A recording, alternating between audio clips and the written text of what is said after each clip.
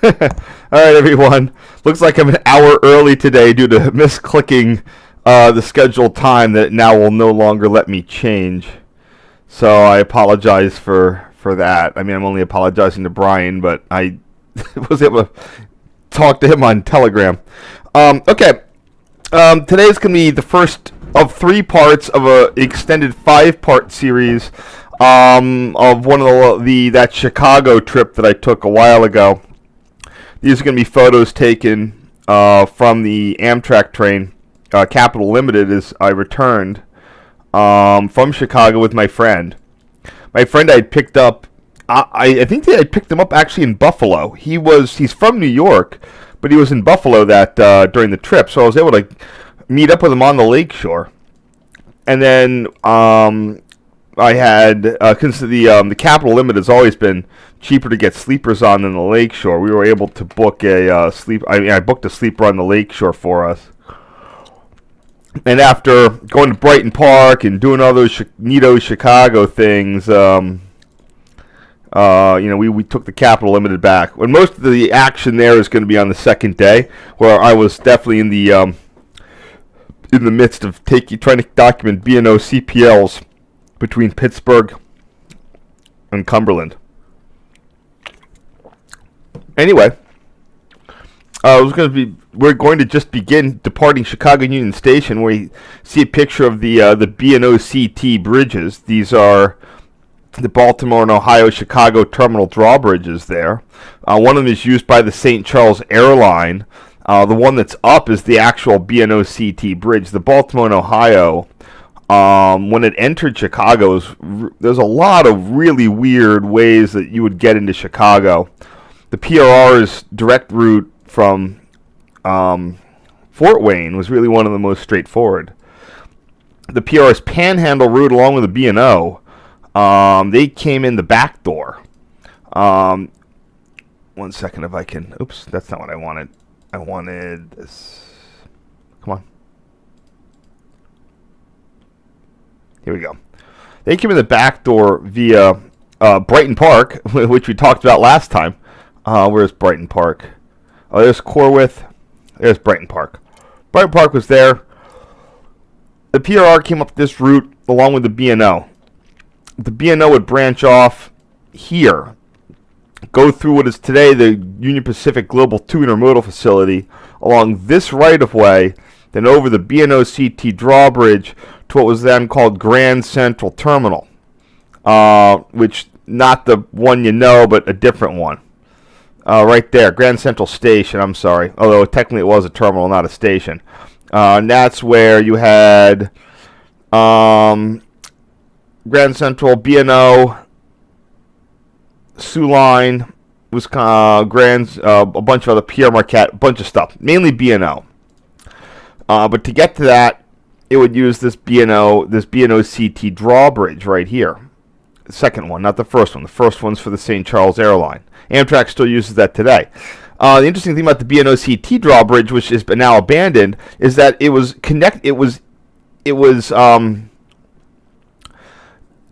by ownership and signaling and maintenance contracts. Both these bridges were technically owned by the B&O. And although the fact that CSX has not, the B&O has not run a train, has not existed for years, and CSX has not run a passenger train forever, the CSX still owns this drawbridge, both of them, and has to maintain it. I'm sure they get money for it, but CSX is responsible for a literal bridge to nowhere, just due to the happenstance of history. So there you go. That's the history of the B&O CT drawbridges. The current plan is to build a ramp down so trains coming from the Illinois, the IC main line don't have to do a weird backup move. Oops.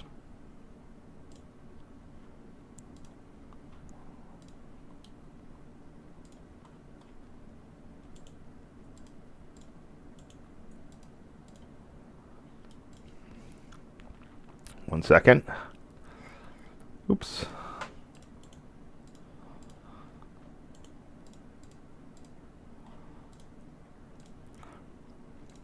All right, here we are past Lumber Street Engine House with Amtrak, and here we see Amtrak P42 number 29 here in the twilight.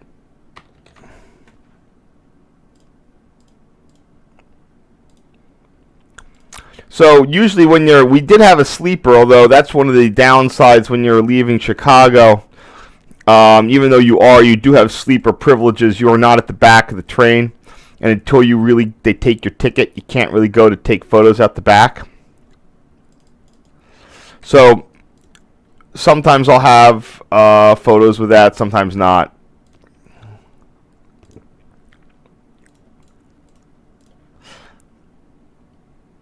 Here we are approaching Hick Tower. This Capital Limit always had weird eating things. Sometimes you'd eat immediately out of Chicago. Sometimes you wouldn't eat like forever. These are the approach signals to Hick Tower. The BNOCT had some trackage in the Chicago. There's an interesting little dwarf signal right there. Not sure who controlled that, but. Hick Tower was located across the state line in Indiana, over not the Chicago Ship Canal, but a different canal near the old U.S. Steel Gary Works.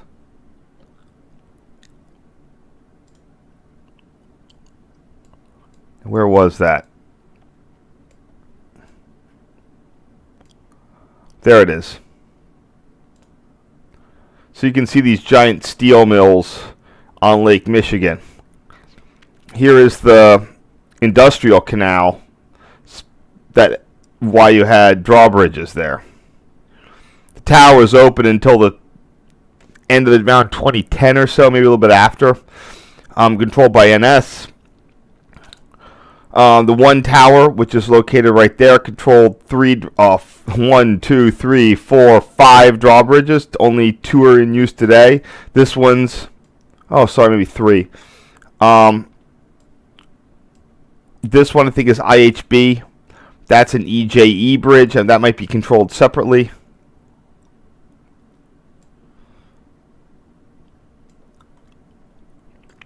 The other one's just not used. This third bridge here was used until fairly into the Conrail era, around 2000. Then it was simplified just to 2 tracks. These 2 tracks here are CSX. They have trackage rights through Hick Tower and its extended limits through CP 502, CP 501, and CP 500 that then connect it via the old Three Rivers connector to the CNO main line. There it is. There's the Three Rivers connector right there. So CNO trains will come out. They get onto the old New York Central right there. Go through the various control points. The junction with the Indiana Harbor Belt, CP 502. Cross Hick. Then you're on their own trackage again. And then around here they had their own distance signals for the signals at Hick Tower. That's what we're seeing right here.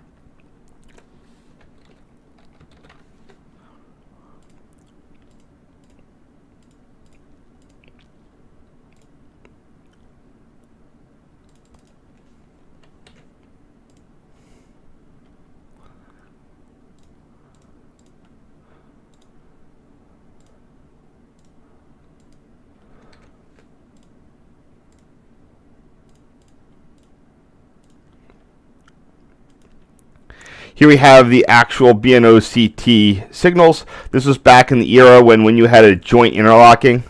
The line whose signals were governed would get to pick the signal types.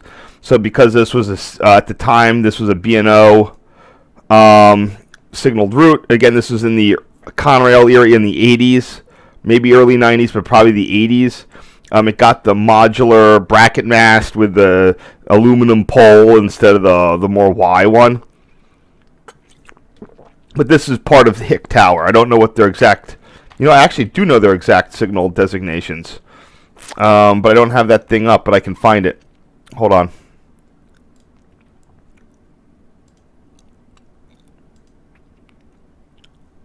Should open this one up, but...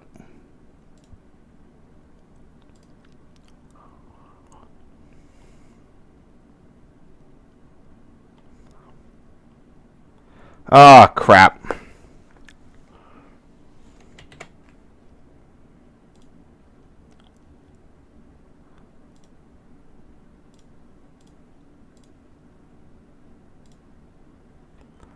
Got to reopen my Adobe. Adobe tries to do a weird forced update on you sometimes.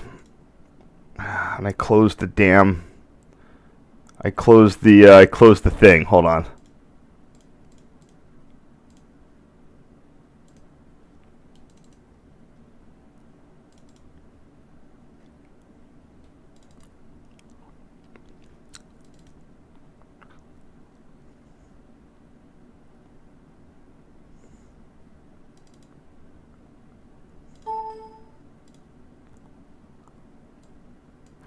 We'll deal with that in a second.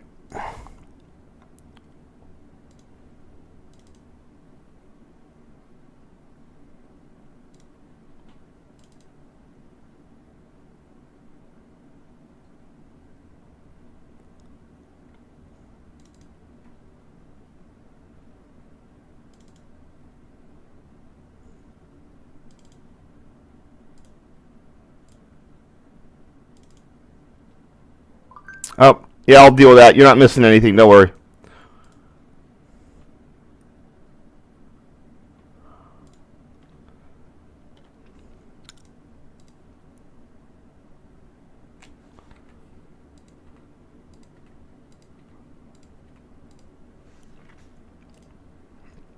Hold on. I need to find the Dearborn Division interlocking charts. You're just seeing me browse through files. All right, hold on. Let me fix this.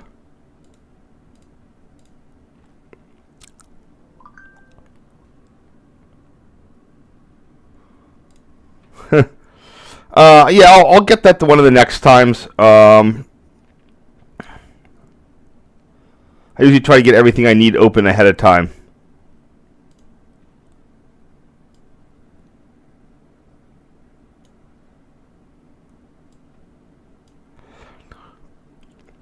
Usually I'm not going through. What I really like about the Wikimapia thing is that it really puts the.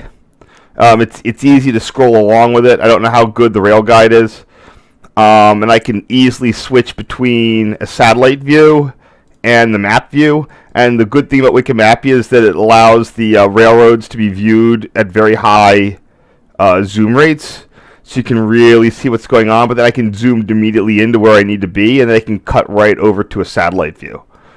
So that's one of the reasons I'm on the Wikimapia thing. Just because of mainly those two features, I can immediately zoom in where I need to be and cut right to a Google Maps satellite view. Okay, hold on. Let me just pull up Hick Tower here. Wasn't thinking I was going to need this. A lot of CPs. I think this is by alphabet.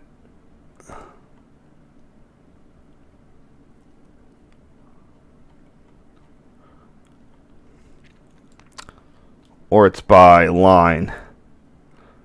Bell. There it is. CP. There it is. Hick.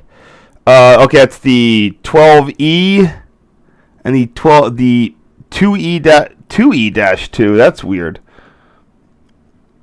Oh, I guess it is. All right, fair enough.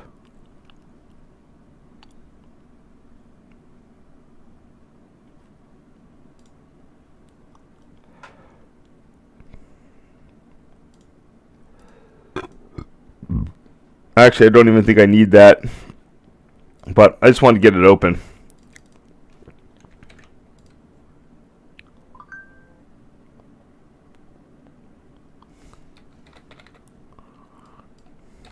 Yeah, I'll pull that up the next time. I keep forgetting that exists now, because a lot of those that used to exist were really clunky. You couldn't scroll, you couldn't browse them very well. I think Railroad.net has one built in that's just really, really clunky. And a lot of those ones were really Europe only.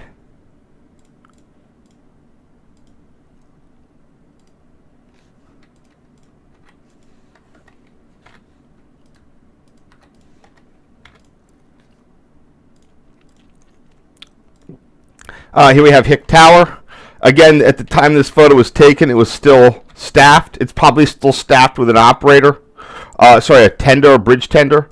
It had a 1980s style Conrail NX, like lighted micro NX panel. There's a bunch of videos on the YouTubes of the operator at Hick doing some things in a tower tour from a VHS. So you can find it if you look for it.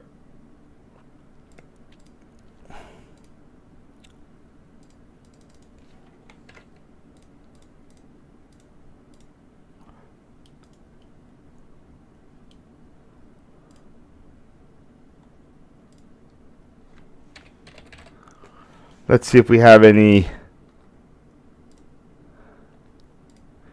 There it is. This sort of DIY panel would appear at a lot of Conrail interlocking of late model semi-resignaled towers. Scodio in Columbus had one of these. I don't know which other ones. I think Quaker, UD Tower in Quaker had one. A lot of stuff on the old New York Central. I'm not sure if it's Penn Central, but I'm pretty sure this was from the 80s. Might have been from Penn Central era.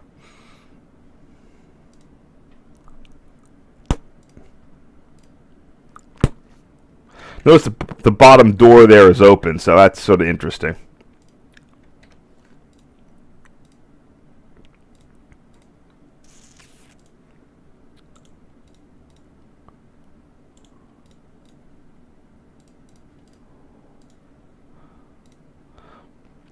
I'm not sure I say. Oh, I see what this is. So here we have approaching CP502. We have a New York Central, Michigan, small target searchlight mast with the, I think those are the EJE signals. So it's CP502. These inbound, this is EJE. Right there. And as it goes, it's going to get crossed at grade by the Indiana Harbor Belt right there. So that is the signal for it is right in there. So the good news is that I can go to CP502 and realize that that's going to be the 18E signal at CP502. I'm glad I got that guy up there.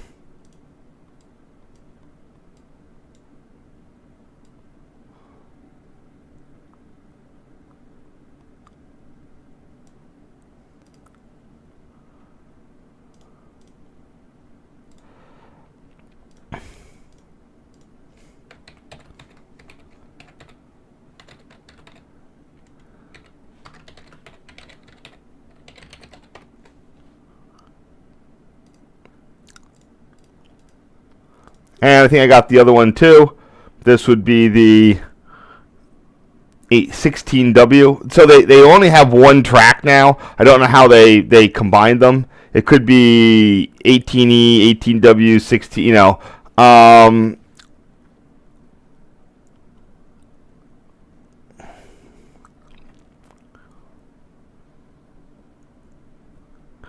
Ultimately, that was originally the 16W switch, so that's what I'll go with.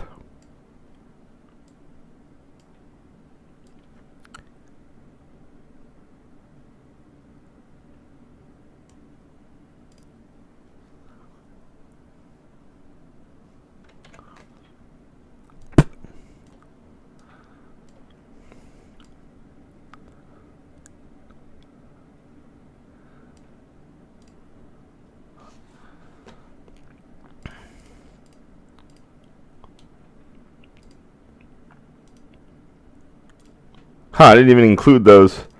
I guess I didn't know what they were, or how to describe them. So, okay, good. I got a free hand.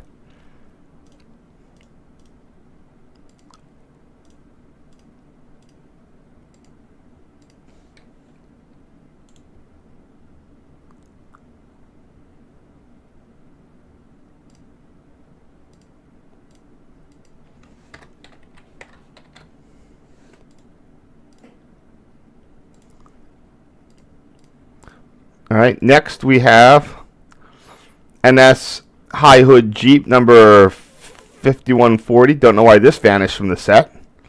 That's strange, but looks like it's gonna get it's lucky day. It's gonna get restored.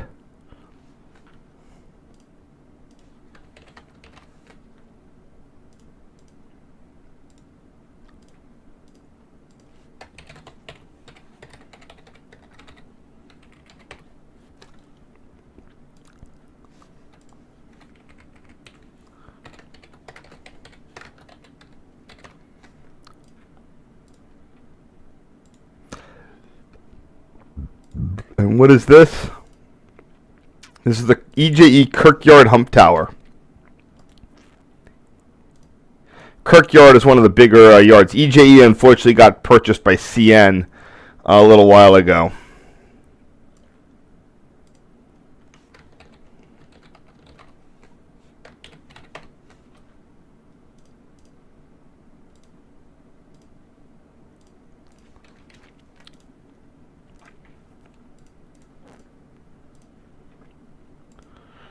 So, and one interesting thing, this guy at Waterloo, Indiana, with the tripod, I'd seen him multiple times. You know, I took the train. I would go out via the Cap every so often. You know, once a year or so. I'd done it with. You've seen other photos. You've seen other sets where I've come from Seattle. But I remember in 2005, this guy was here. Same guy, same car, red car, tripod, camera. No idea who he is. Older guy, probably dead by now, but it's interesting that like clockwork, every day, every time that 30 passed, maybe it was because I was always coming back on a Sunday or a Saturday, that could have had a lot to do with it, but every time we came by, that guy was there. There's a similar guy down in Virginia, north of Richmond and south of Asheville, who does this? Who's like the same thing. I'm trying to find Waterloo. There it is.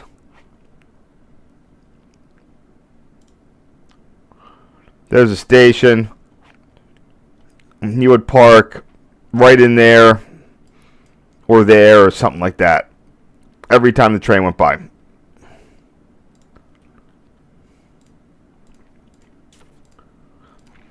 When you take these trains enough, you notice stuff like that.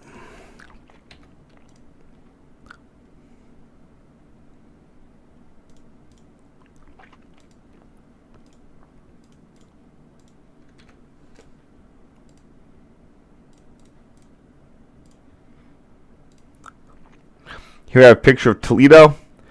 Usually by the time we get to Toledo, it's around midnight. I've always wanted to sort of explore around there a little bit, which I could board a train there. It's still got a lot of good station infrastructure, despite all the rundowns in service. But at this point, the Pennsylvanian to Chicago is gone. The freight Pennsylvanian, and it was just down to 2 trains a night. Lakeshore, Capital.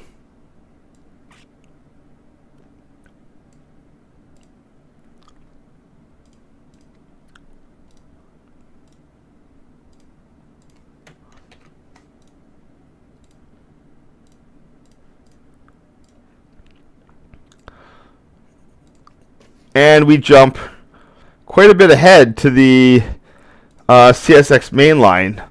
At this point, I was actually doing breakfast before I would go. Again, the good news is I've already done a lot of the work with the mileposts on these.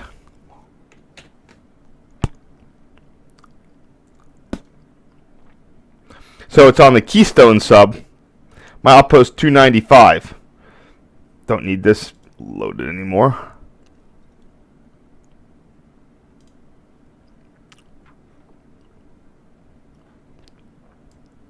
Keystone subs in the Baltimore division, which goes all the way out to Pittsburgh, south down to Richmond, north up to Philly.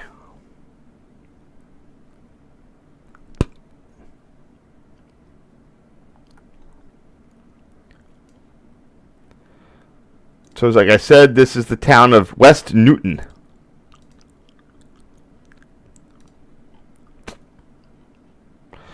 One of the interesting things on the Keystone Where are we?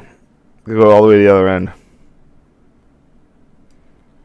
That between Sins interlocking at the start of the subdivision in Pittsburgh at milepost 311. Come on.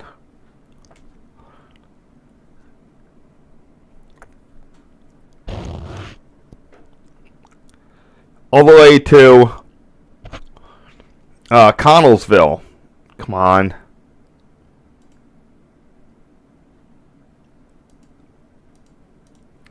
At milepost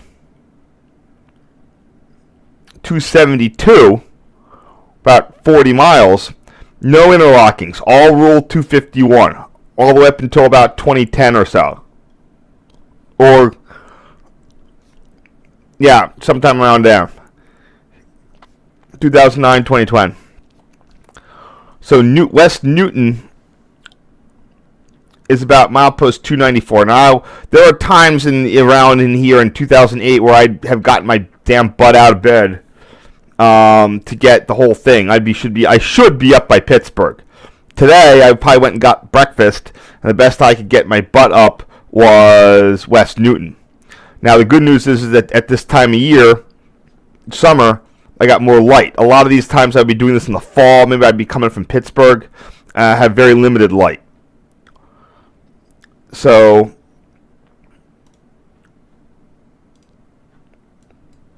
this is where I go to the old map. Pittsburgh. Zoom in. There's the line. Go back to Google Maps. There's West Newton. Now, I'm not going to change it. A lot of times, I would go do a thing, and I would come and try to do... So, initially, I would do this to the milepost, and later, I would do it to the 10th. But I'm not going to go and redo this.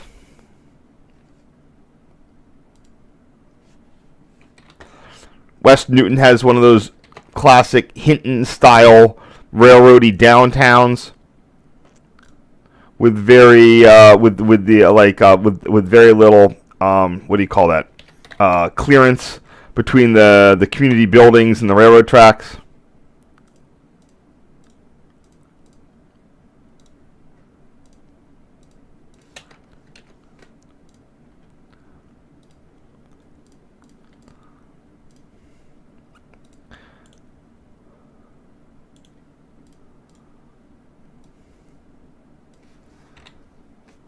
Hold on.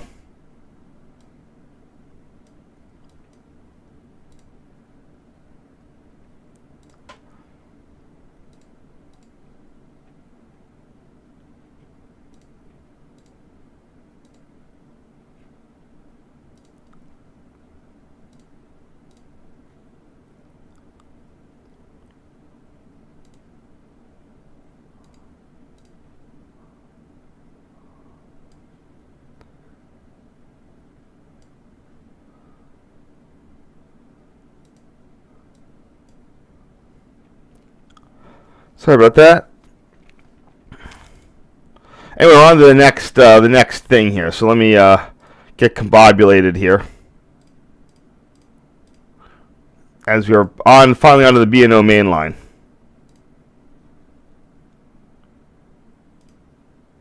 Oh, we got people.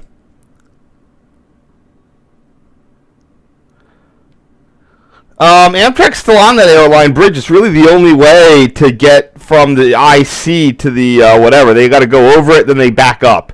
There might be... Oh, yeah, there is... They can go via the other route, via 21st Street Tower. I don't know what the current thing is. Maybe they have stopped using it. CN really butchered 16th Street crossing and 21st Street trying to eliminate diamonds. I don't know how well that's working, how much traffic will cause conflicts. That's kind of a stub end route for the Illinois Central, or CN. It mainly collects local freight or online freight between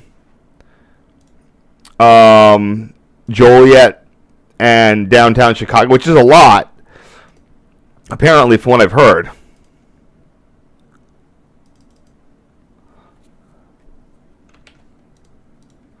Here we have the B&O West Newton Station. So there's downtown West Newton. You can see that's a trench, and here's the West Newton station right there.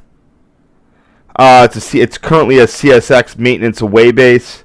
They'll have a lot of signs and stuff. Not in this picture, but in other times I've seen a lot of signs and stuff propped up there.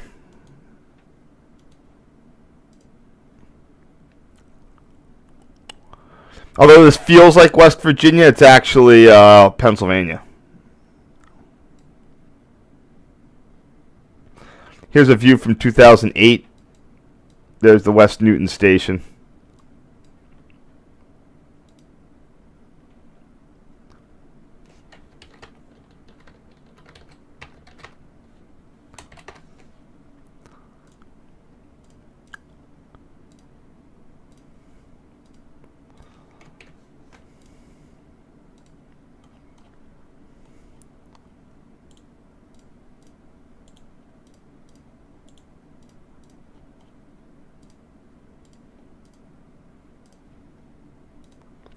Here we have the first signals coming out of West Newton.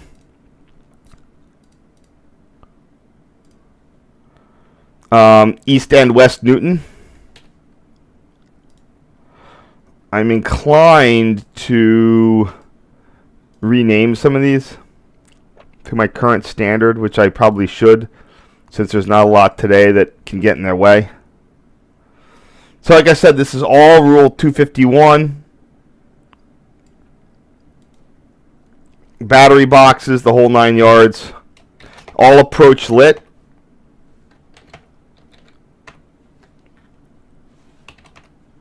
Oopsies, okay.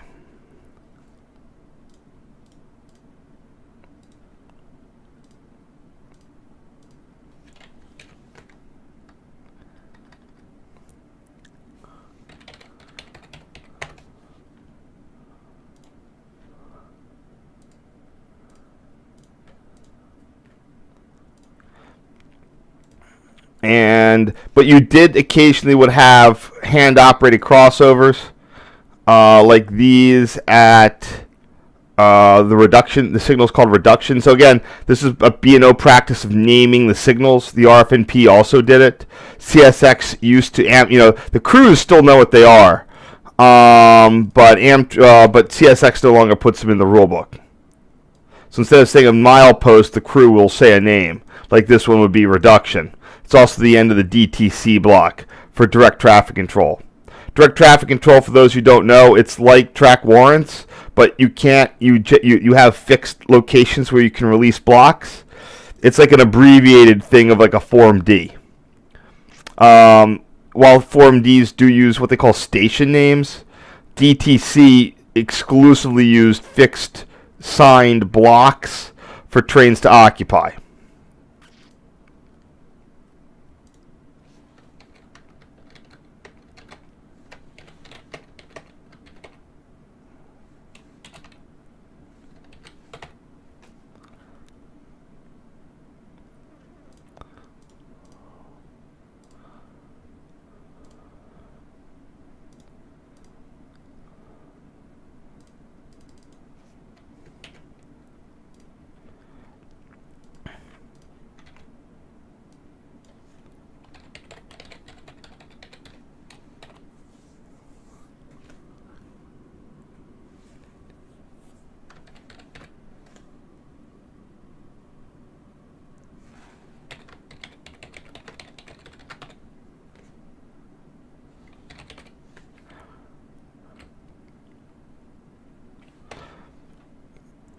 Sorry, just doing the name on that one.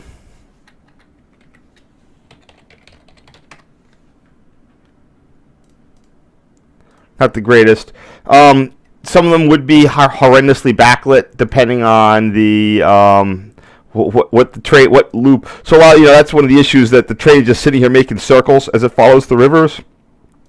So sometimes you'd get catastrophic backlighting, sometimes you wouldn't. The other signal is right there in the backlighting. You can't really see it, but I'll bring it up in a second.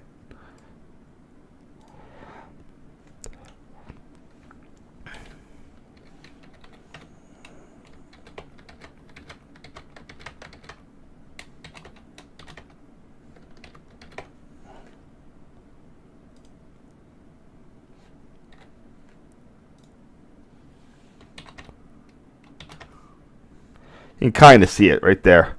Milepost 292.7.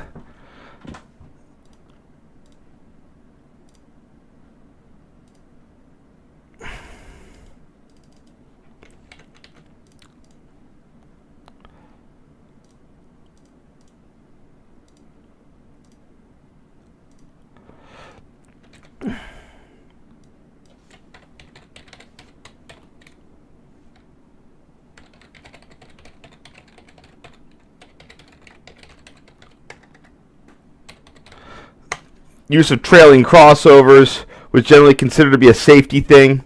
You didn't have to interlock them very much. You didn't need opposing lock for Rule 251 because the trailing point of trailing. Oh, this actually is a facing point. Huh.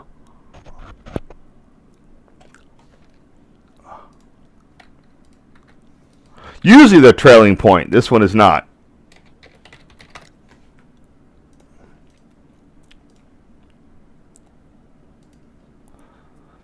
Here we got a nice pair. Now notice these are also controlled by the pole line.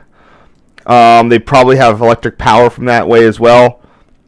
CSX was a lot of the railroads were really targeted anything on a pole line because stuff on a pole line was just an absolute maintenance disaster. Trees would fall into it.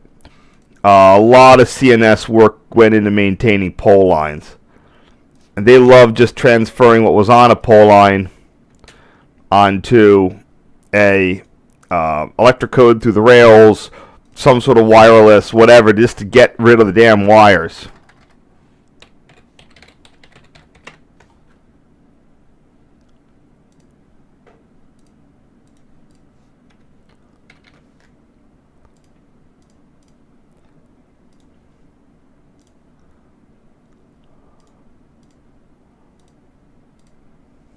So these signals here at milepost 291, named Fritz Henry. Don't know who that is. Just to, it's someone. Note the finials and all of these, very fancy.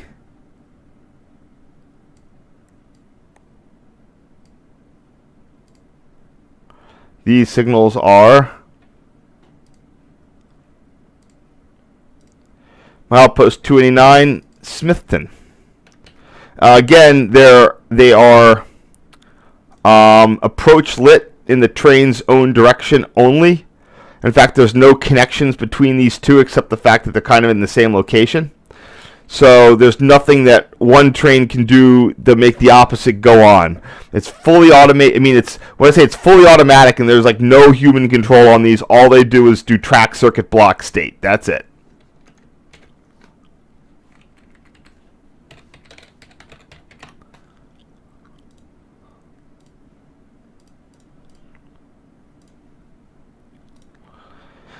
Here we have the next DTC block and crossover. This is at milepost 288, Jacob Young.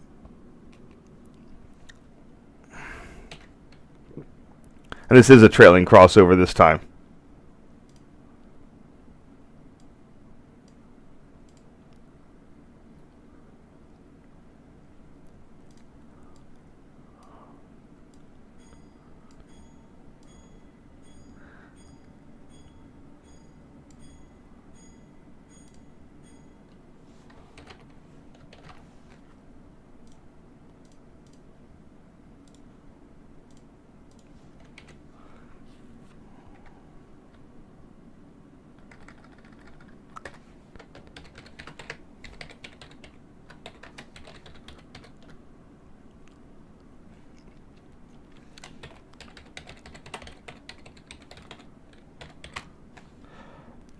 Not sure why there's no. Usually the signals were near these, but they weren't always at them, if that makes sense.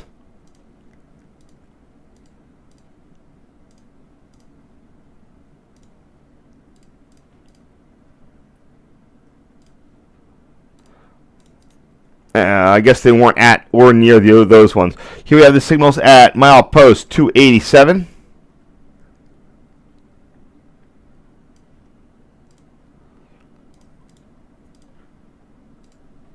These are known as Jacob Creek.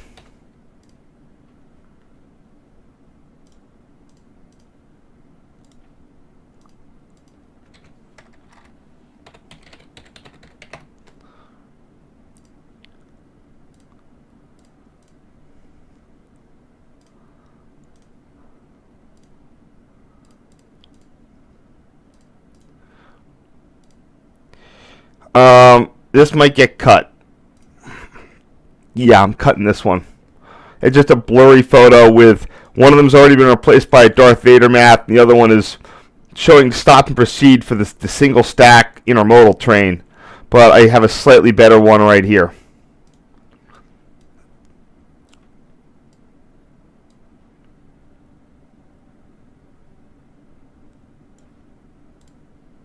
At least this one's lit up. This is Hagerman's Rock. Let's see what I can do about this. So, fuck.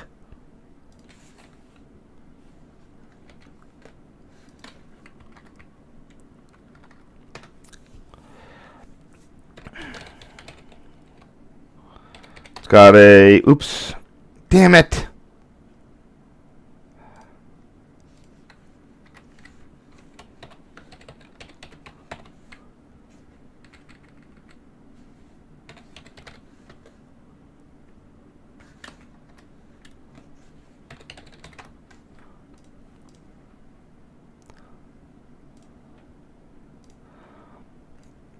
And which one's this one? This is Layton. Sometimes they're slightly spread apart, these ABS ones. Sometimes they're together. Usually when curves are involved, they might have a good reason to sort of split them apart.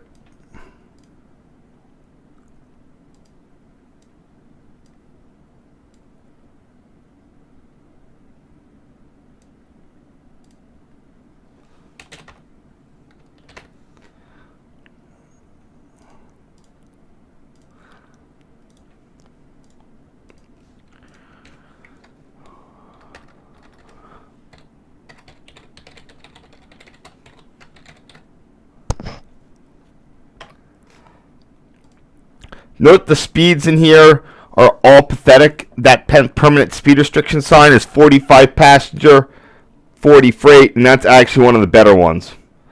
If you go to the diagram here, it's just miserable.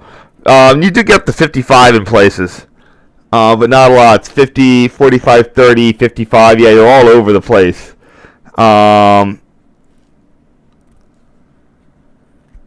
Good luck trying to get up to those speeds on on the grades and stuff. And here we have the other one at Layton.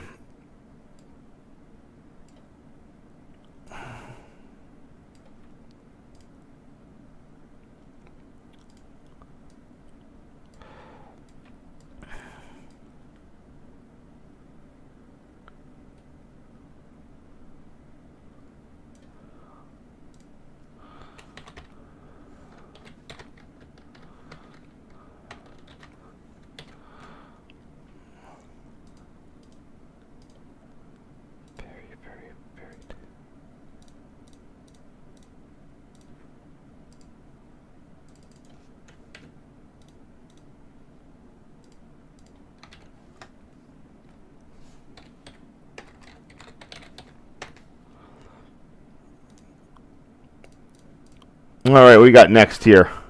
Oh, that's the end of the thing. I'll be right there to check things out in a second.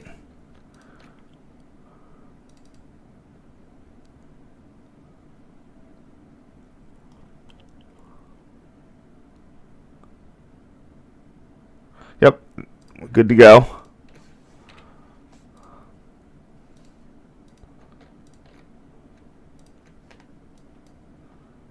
All right, anybody have any questions? Here it is.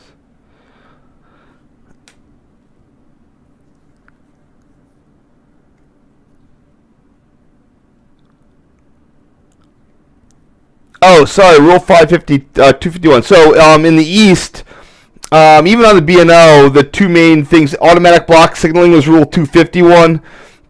Bidirectional signaling was Rule 261. That's with traffic control. And then today, NS has coined Rule 271 for traffic control without ABS. Or sorry, with ABS without traffic control. Getting close to Connellsville here. That's where we'll pause for tonight and pick it up tomorrow. But we still got How many more to do? Oh, wow. 2 more sets.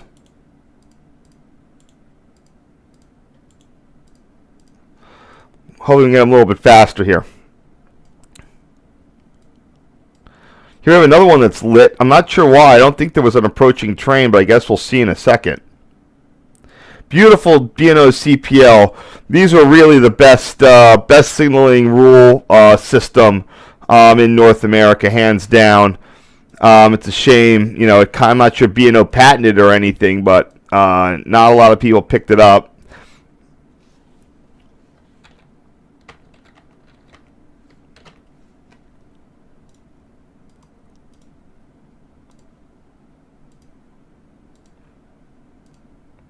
These are Young's, milepost 281.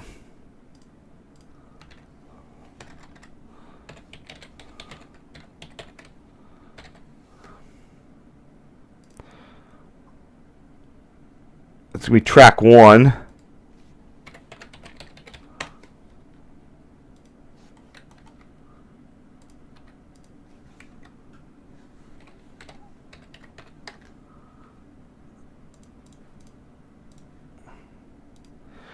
Here we have Lavina. This is another what Conway would call these temporary block stations. If and when you had the need to do single tracking, you'd have a guy here with a radio and hooping up train orders. This was actually practiced all the way up into the early 2000s on a lot of Conrail territory and CSX.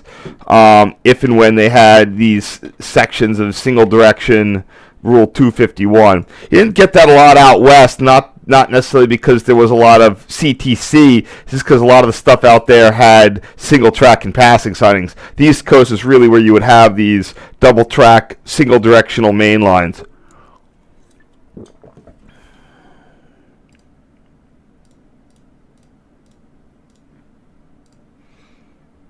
Lavina. Don't know why I cut so much of the facing point crossover there. Oops. Yeah, it's interesting that there's so many facing point crossovers. You have to have a bit of extra protection for those. In the UK, trailing point crossovers don't even need to have locking on them, on like a mechanical tower. The only thing keeping them closed is literally the lever and the latches in it. The flimsy interlocking latches. Only thing, that's why they're called facing point locks. In the United States, every switch needs a facing point lock. Unless I'm not even sure that the ICC or the FRA would allow anything otherwise.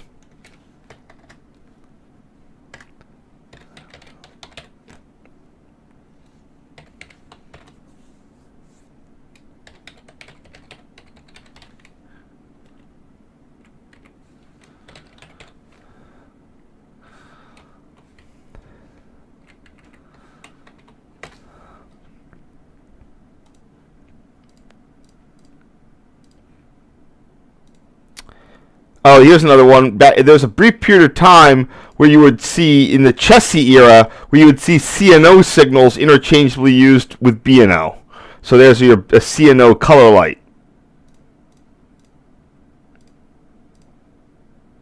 What am I doing? Oh, yeah.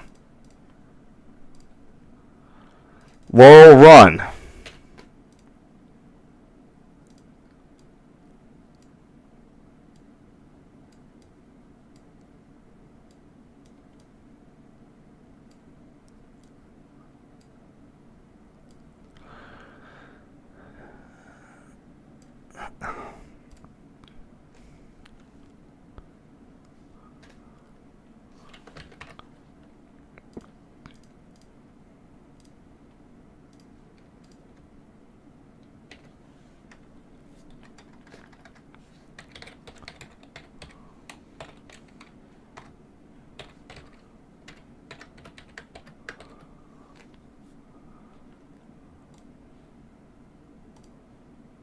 Yeah, I'm not sure. Pure ABS signaling is now very rare in the United States, especially with the whole PTC debacle that touched pretty much all the signaling in the country. There's not a lot that escaped being turned into bidirectional.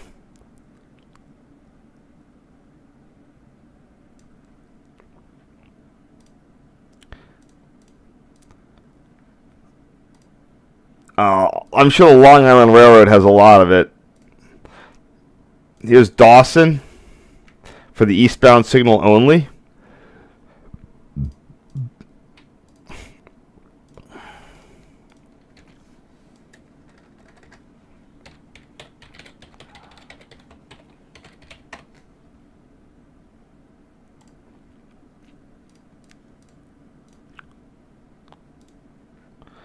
And here we have a non-CPL replacement signal. So even in this day, this route was slowly hemorrhaging its CPLs before the axe really fell in the early 2010s or around 2010.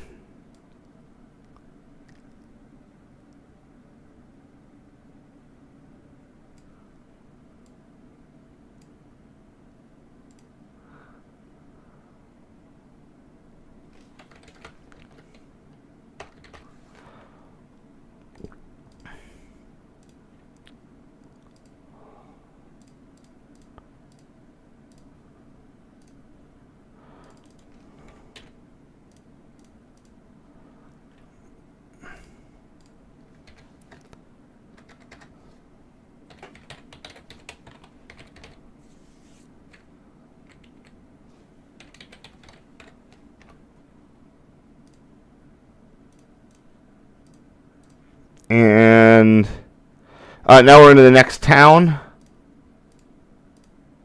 This is the town of Dawson at milepost 275. Notice the similarities of the railroad running right downtown with a lot of little pedestrian crossings and streets and stuff. Very, very interesting.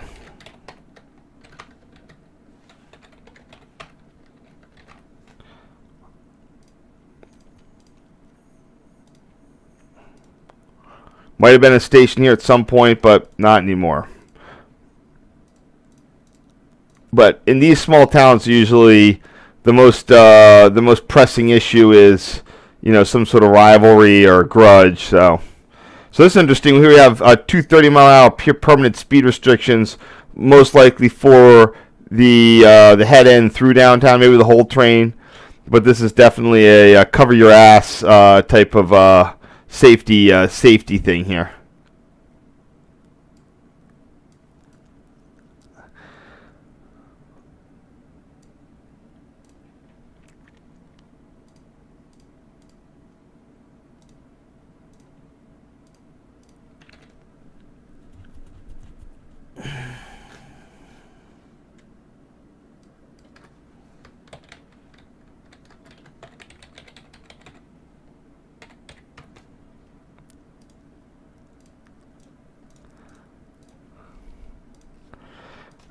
Still on the land of CPLs here.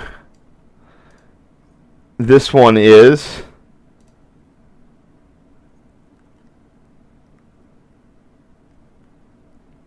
Dawson Jackson Curve.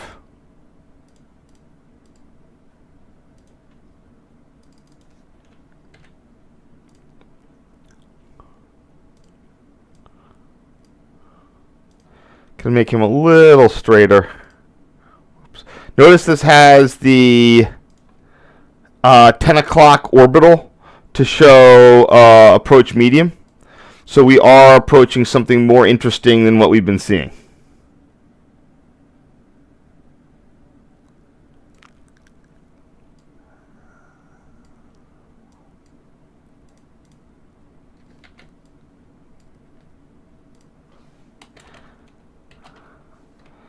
So I guess in the next round we'll get to see why that orbital exists.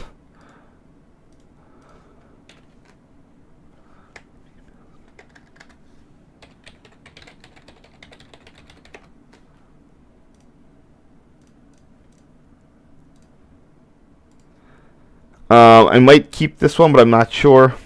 Little blurry, but might be the only photo I have. Yep, Jackson Curve.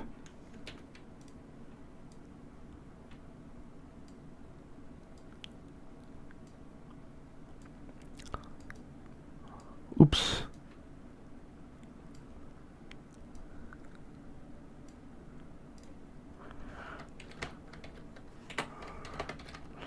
Can't really fix this too much. I think there's only one mast there too, which is interesting.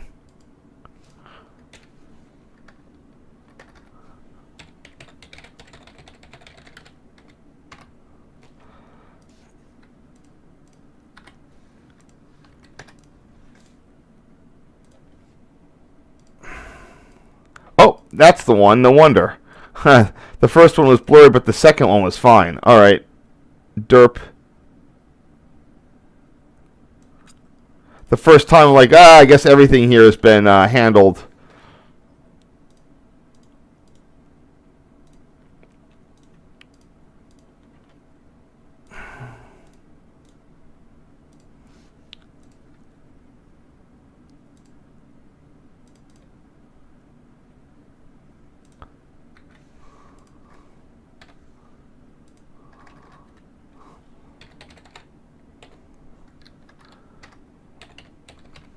There it goes.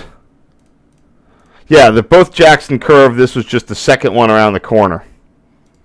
Now we're getting into Broadford interlocking. Hold on. Broadford.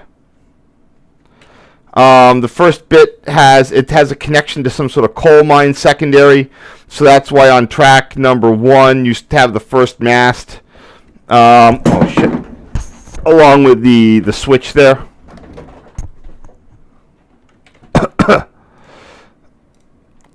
There's Broadford. It's the Mount Pleasant Industrial Track. If you're looking for some overhead, just follow the river. Broadford's right. Oh, so yeah, Broadford, 2 words. Interlock was named Broadford. So that's where that goes. If you want to see, this is the one I want. And this will make it easy to see where that goes. There's Connellsville. And that industrial track goes into a mining district. Connects to the old Western Maryland, but that's now a bike trail. Or partly a bike trail, at least.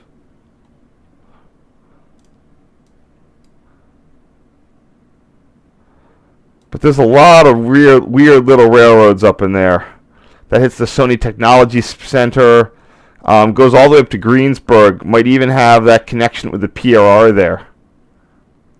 Or it used to be one. Yeah, at Raidbaugh. So in theory, it looks like there is even a way to connect the two. Or, yeah, that's very strange. Mighty powerful for a little industrial track. How's an old distillery there? Made Old Monongahela Rye whiskey. There you go.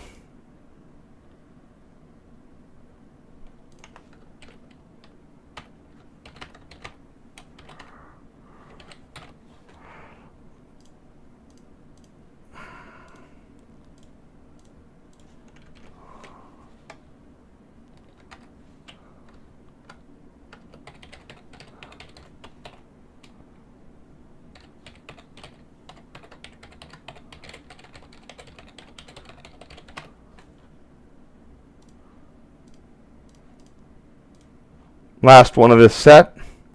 So these, because of this is back to back with Sodom interlocking at Connellsville, you had a bunch of wacko things here. Like this can display a medium approach medium with that guy, but also approach slow.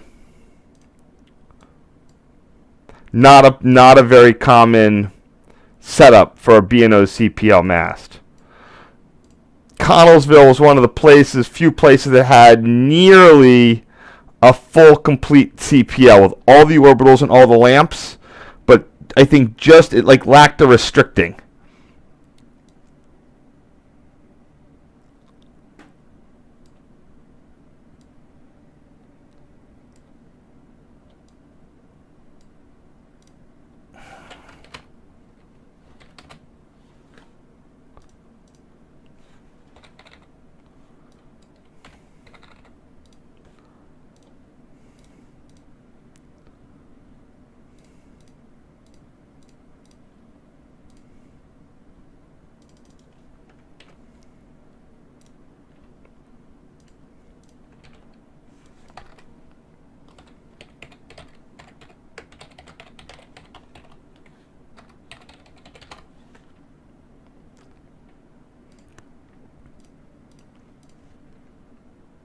Hmm.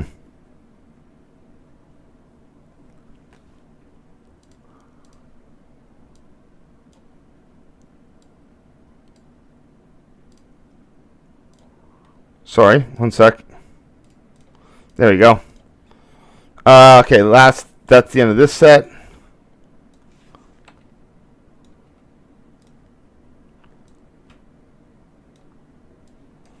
That's how many people are still left here.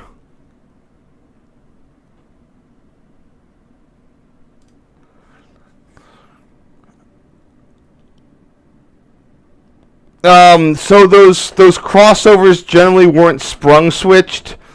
Some places might do that, but it was generally, these were all designed back in the days of caboose, so you really didn't need to worry about restoring the stuff. There was someone at the back of the train to do that.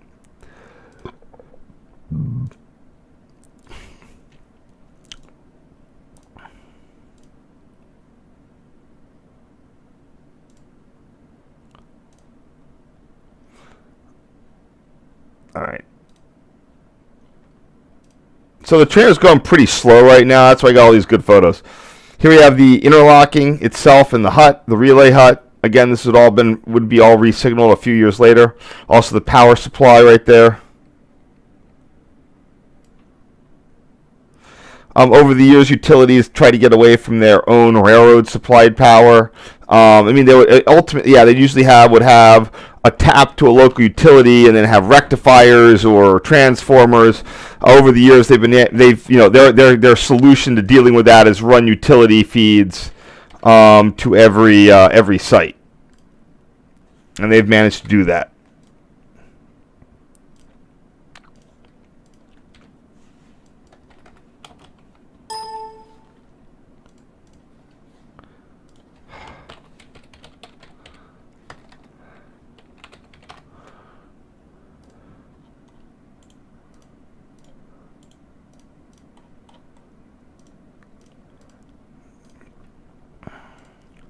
Here we have the other end of Broadford with two new CPL masts.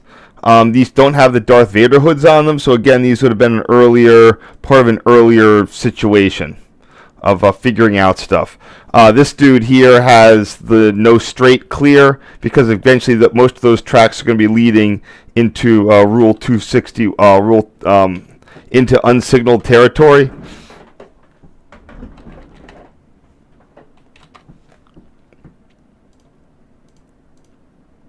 So it could do something like, an approach meet. I don't know what that would be for.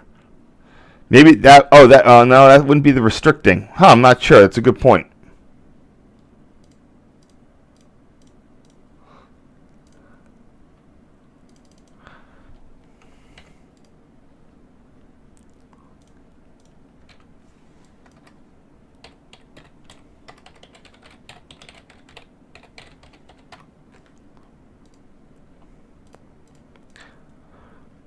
The irony is that even in re-signalings, even the new stuff is replaced just because it's easier to wire up test rigs and test in parallel.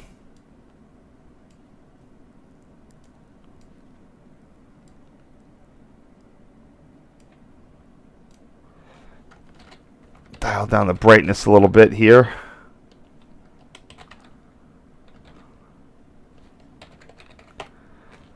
This is West Yo on track number 2. Now notice we've crossed over after running, right on the right side. Now we're into CTC. We can cross over a little bit, mainly also to access the Connellsville station. So that is this signal for West Yo is actually a control point for a spurious track number 4 that's in existence for about a mile and a half before you get to Cumberland Yard. This is sort of an extended yard lead, but you can't see it because of the coal train.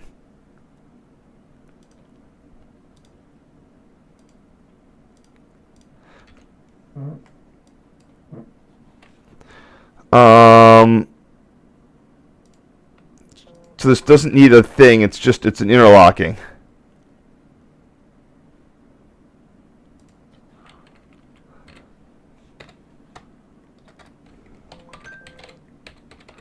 Eastbound track 2 mast.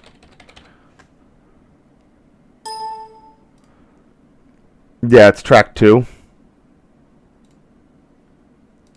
Good.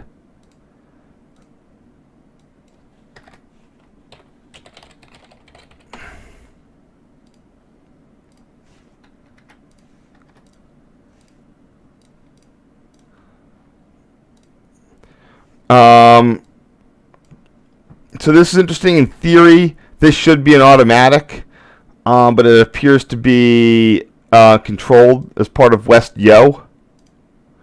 The diagram says interlocking on track 2 only, so I'm not entirely sure what to make of this. It could be like some sort of semi-automatic signal without a number plate, but it still doesn't have a number plate. So while it likely will just continually display, it will display automatically.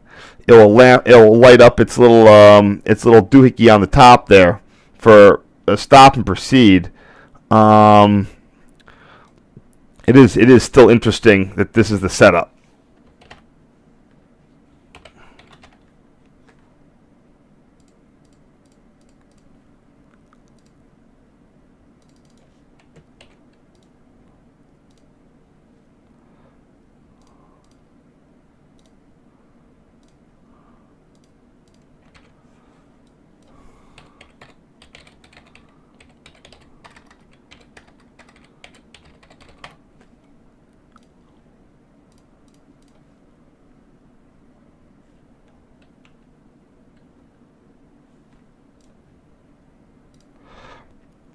Here we have CSX number 6361, which looks like a GP 40. I can Google that.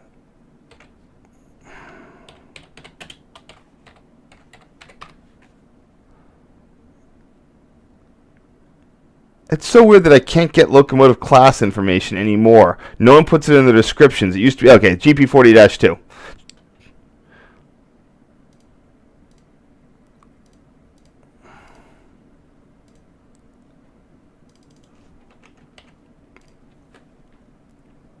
A lot of times you'll see these railroad overpasses in the along the B&O main line. Most of those are a lot of Western Maryland that kind of got defunct and got rolled into Chessie back in the day.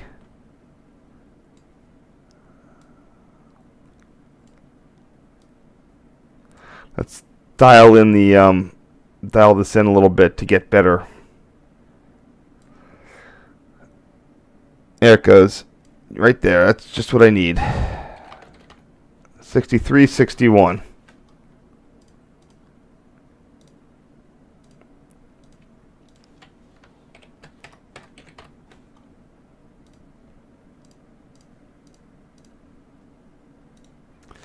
So the signals at West Yo had no lower quadrants on them because a lot of the movements were into the yard.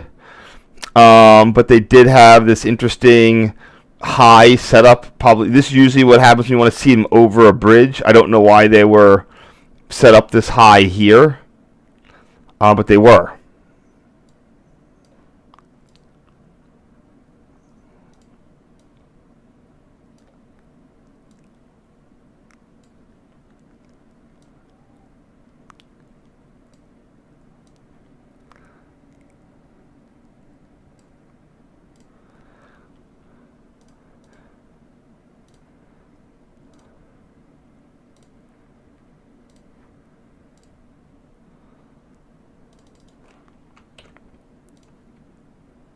All right, 1 second. This is Sodom. Everybody's favorite interlocking.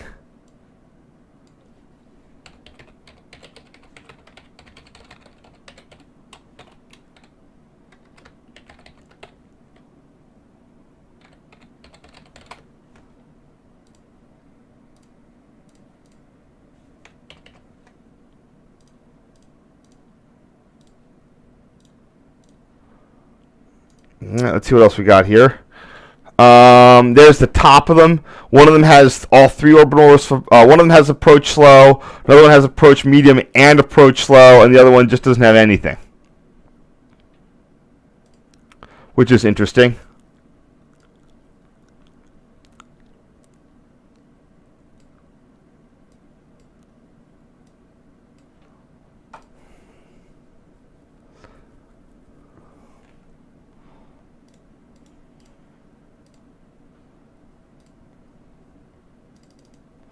Oh, it looks like I cut this one, so this will be a freebie.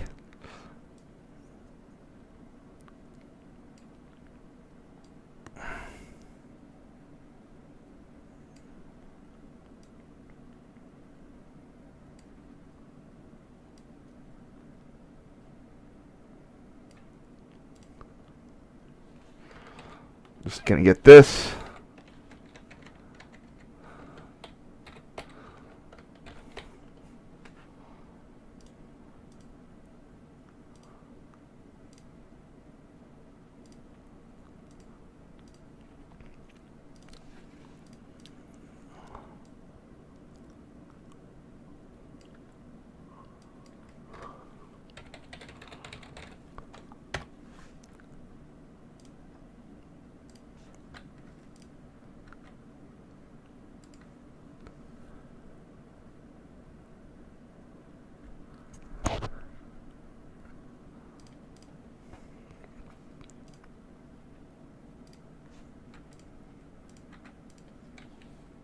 Sorry, one sec. There we go.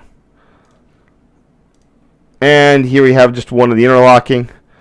Doesn't look like it had a full crossover. It just was a facing point ladder into the yard. Wait, no, trailing. It has multiple things there.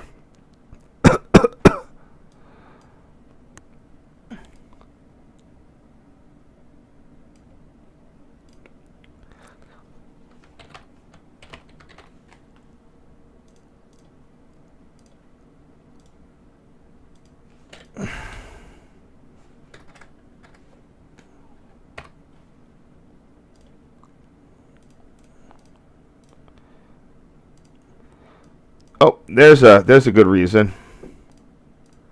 Looks like I had a better shot of those anyway.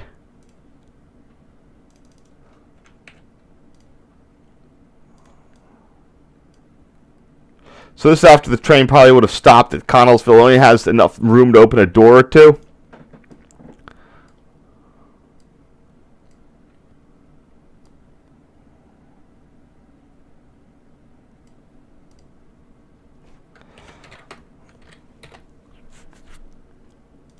So I'll just save this over the old one.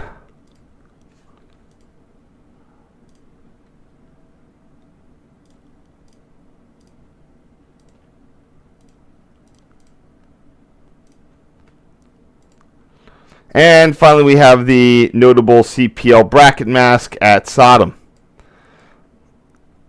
governing the two main tracks on an angle. Note, we almost had a full complete. It's only missing the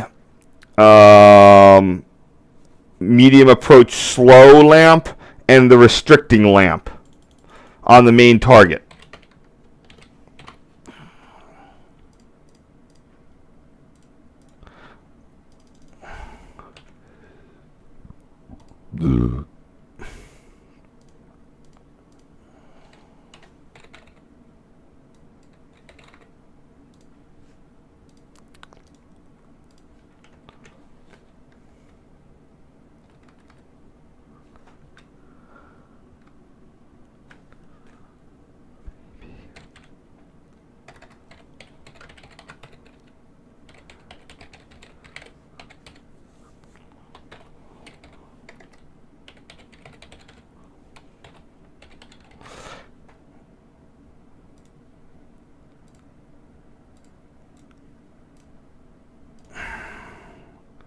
Last two. We have the top of this.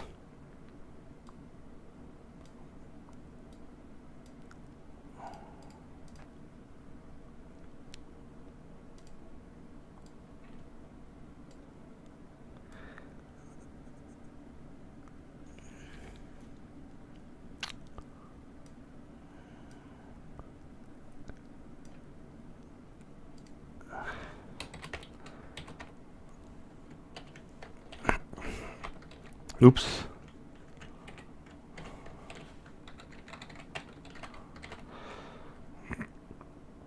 All right. One more after this.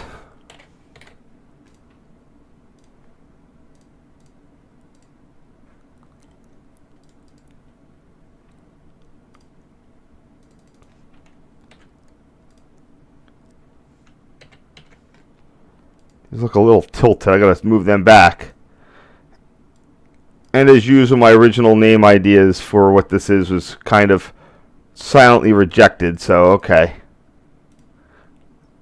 I think I showed these to other people at the time who were on the trip and get some photo suggestions.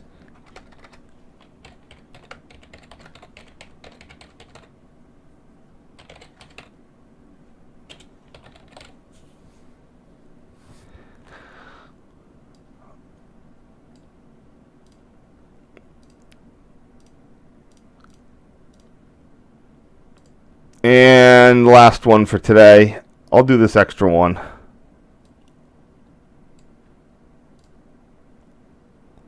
We'll start back up here tomorrow if whoever is still interested. No, yeah, it's like I really do miss this system, but it was a real shame. You could really hard to find them get lit up, especially in some of the more wackadoo combinations.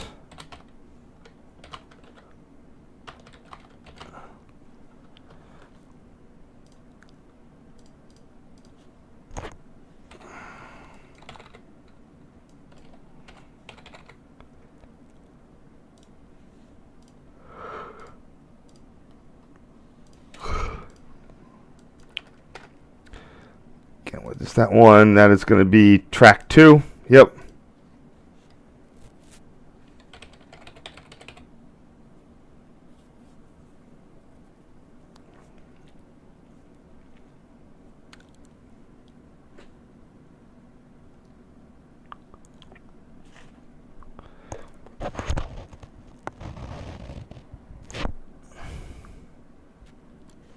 There we go. That's all I needed there.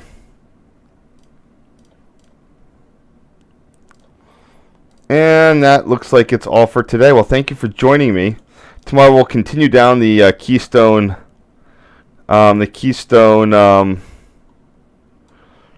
sub here in Pennsylvania.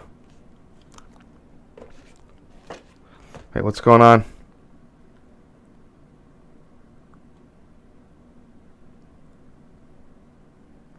'81. Uh-oh. Oh, wait, that's right.